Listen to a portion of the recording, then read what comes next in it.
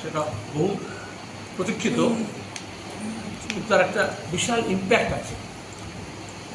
সেজন্য সবাই নিজের নিজের মত জানাচ্ছে। নির্বাচনী প্রচারের মধ্যে ছিলাম আমি হরিয়ারপাড়ায়, আবার সেখানে ফিরে যাবে সাইকোলজি দাঁড়ান। কারণ আপনারা সবাই ওখানে যাওয়ার থেকে আমি একদিন এখানে চলে আসা ভালো। আমার সঙ্গে তারিখ আছে যে এই যে শিক্ষক নিয়োগের দুর্নীতির বিরুদ্ধে এবং সুষ্ঠু নিয়োগের জন্য যারা লড়াই করছে তাদের সঙ্গে আমাদের ছাত্র যুব আন্দোলনের কর্মী হিসেবে তার সঙ্গে যুক্ত, নিজে চাকরি প্রার্থীদের, তার সঙ্গে বঞ্চিতদের, তার সঙ্গে সুষ্ঠু নিয়োগের দাবিতে যে লড়াই হচ্ছে সেটাকেও কোঅর্ডিনেট করে আরও কয়েকজনের সঙ্গে আমাদের যে টিম আছে। সেগুলো স্পেসিফিক প্রশ্ন থাকে তার কাছে পাবেন। আমি খুব স্পেসিফিক্সে যাবো না, সবটা এখন বেরিয়ে এসেছে। প্রথমত হচ্ছে এই রায়টা সুদূর প্রসারী। আমার সবচেয়ে দুঃখ যে আমাদের দেশে এই মুহূর্তে চাকরি প্রার্থীরা হন্যে ঘুরছে, চাকরি পাচ্ছে না, বেকারি সর্বোচ্চ। তার মধ্যে দাঁড়িয়ে পুলিশে, সেনাবাহিনীতে এবং শিক্ষকতায় কিছু নিয়োগ হয়। অন্য দপ্তর হওয়ার কথা ছিল, কিন্তু হাসপাতালের পর হাসপাতাল ঘুরছি, দেখছি ডাক্তার নেই। এখনই আমি এলাম আমাদের নওদা এবং হরিয়ারপাড়ার সীমানা এলাকায় একটা পোড়ো বাড়ির মতো হয়ে গেছে, যেটা আগে সচল ছিল। ইসলামপুর হাসপাতালে তাই দেখছি ডাক্তার, চিকিৎসক কর্মী কিছু নিয়োগ হচ্ছে না, যা হচ্ছে সব অ্যাডক হচ্ছে আর গ্রুপ দিয়ে কিছু হচ্ছে। এই সমস্ত নিয়োগে যে দুর্নীতি হচ্ছে এটার বিরুদ্ধে একটা আন্দোলন এ রাজ্যে, বামপন্থীদের নেতৃত্বে জোরদার আন্দোলন, লড়াই। এবং দীর্ঘদিন এই চাকরি প্রার্থীরা, বঞ্চিতরা, যারা যোগ্যরা, সে টেট হোক, সে আপার প্রাইমারি হোক, সে শরীর শিক্ষা হোক, সে 9, 10, 11, 12 হোক, কলেজ হোক, পিএসসি হোক, মাদ্রাসায় হোক, যাদের চাকরি হওয়ার কথা ছিল, বামফ্রন্ট আমলে বছর বছর নিয়োগ হতো শিক্ষকতায়, হচ্ছে না। এক, দুই হচ্ছে বিশাল একটা ইন্ডাস্ট্রি, টাকা পয়সার বিনিময়ে নিলাম চাকরি, তার বিরুদ্ধে তারা লড়াই সংগ্রাম শুরু করে। আমরা রাজনৈতিক দলে ঝান্ডা নিয়ে যাইনি কোথাও। তারপরে যখন দেখা গেল বারবার মুখ্যমন্ত্রী মিথ্যা স্তোক দিয়েছেন, আশ্বাস দিয়েছেন, যখনই ভোট এসছে ওরা যখন ধর্ণা দিয়েছে, স্ট্রাইক করেছে, এমনকি পুলিশের লাঠি খেয়েছে, তখনও মুখ্যমন্ত্রী শুধু স্তোক বাক্য দিয়েছেন বা এমন কমিটি করেছেন সেই কমিটির লোক এখন জেলে, বা যারা আন্দোলন করছিল তাদেরকেও আজকে থেকে কি চাকরি দিচ্ছি কয়েকজনকে।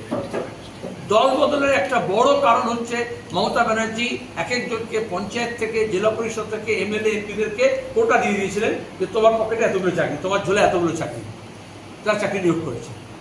এমএলএরা বলেছে, প্রাক্তন এমএলএ বলেছে যে আমাদেরকে মুখ্যমন্ত্রী বলে দিয়েছেন। মুখ্যমন্ত্রী নিজে বলেছেন শুভেন্দুর ব্যাপারে, ওকে আমি চাকরি দিয়েছিলাম পূর্ব মেদিনীপুরে, বাঁকুড়া, পুরুলিয়া, ও সব চাকরি পূর্ব মেদিনীপুরের লোকজনকে দিয়েছে, বাঁকুড়া, পুরুলিয়া ছেলেকে বঞ্চিত করেছে। আচ্ছা, কে চাকরি দেবে? আজকে এই যে 25,000-এর মতো মানুষ যারা শিক্ষকতা করছেন, এদের অনেকেই শিক্ষক হওয়ার যোগ্য, শুধু নয় তাদের যোগ্যতাই চাকরি পেয়েছেন বা পেতেন। তুই চাকরি গেল কেন? কারণ স্কুল সার্ভিস কমিশন সমস্ত অন্যায়টা করেছে মুখ্যমন্ত্রীর নির্দেশে, শিক্ষা দপ্তরের নির্দেশনায়। হাইকোর্টে যখন যাওয়া হয়েছে চাকরি প্রার্থীদের তরফ থেকে, বামপন্থী আইনজীবীরা যখন গিয়েছেন, মমতা ব্যানার্জি হাইকোর্টকে দোষী সাব্যস্ত করার চেষ্টা করেছেন।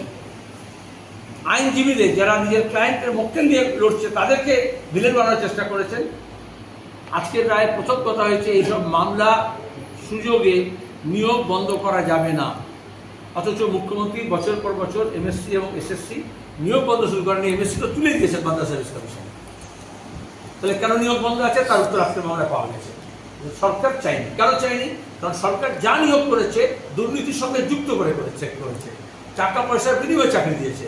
এই জন্য যদি দুর্নীতি না করতে পারে, যেহেতু আন্দোলন চলছে, বাইরে চোর ধরো, জেল ভরো, যেহেতু যারা চাকরি প্রার্থী তারা আন্দোলন করছে, সংগ্রাম করছে, যেহেতু আদালতের নির্দেশে তদন্ত হচ্ছে, সিবিআই তদন্ত করছে। আপনার এখানকার একজন এমএলএ আপনি জানেন, সেই ফোন জলে ডুবে গেছিল না, তারপরে এমপি স্ট্রোক হয়ে গিয়েছিল। তাহলে সরকার থেকে সবসময় মনে হয়েছে তৃণমূল থেকে প্রমাণ লোপাট করা, ফোনটা জলে ডুবে একটা প্রতীকী। আসলে কয়লা পাচার থেকে, গরু পাচার থেকে, চিট ফান্ডের কাণ্ড থেকে শুরু হয়েছে, পুলিশ প্রশাসনকে দিয়ে, ব্যুরোক্র্যাটসদের দিয়ে এবং তৃণমূল নেতাদেরকে দিয়ে তারা সাক্ষ্য সাবুত লোপাট করার চেষ্টা করেছে। আজকে এই যে 25,000 চাকরি গেল, এই জন্যই গেল, হাইকোর্ট বলেছিল বারবার, ডিভিশন বেঞ্চ বলেছিল যে আপনাদের কারা যতজন রেকমেন্ড করেছে স্কুল সার্ভিস কমিশন, তার থেকে এত বেশি লোক চাকরি করছে কি করে? তার নাম রেকর্ডে চাকরি পেয়ে গেল, তা কে দিলেন? তাহলে আপনারা লিস্ট দিন কারা যোগ্য, এই সমস্ত পরীক্ষা, লিখিত পরীক্ষা, ওএমআর যা যা আছে, ইন্টারভিউ প্যানেল, তার থেকে কারা কারা পেয়েছে উপযুক্ত তার লিস্ট দিন। স্কুল সার্ভিস কমিশন তালা পড়ে গেছে, স্কুল সার্ভিস কমিশনের লোক জেলে ঢুকে গেছে, স্কুল সার্ভিস কমিশন কোনো কাগজ দিতে পারেনি। তারপর উল্টো দিতে বলা হলো, তাহলে অযোগ্য প্রার্থী কারা কারা পেয়েছে যাদের লিখা দিন। মুখ্যমন্ত্রীর নির্দেশে এগুলো দেওয়া হয়, কারণ মুখ্যমন্ত্রী জানেন এগুলো দিলে যেমন কাকুর গলার স্বর ধরা পড়লেই ভাইপো ধরা পড়বে।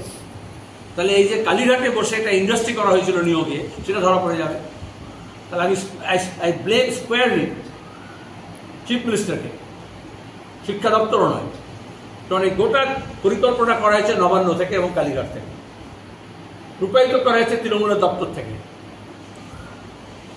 দুর্ভাগ্য,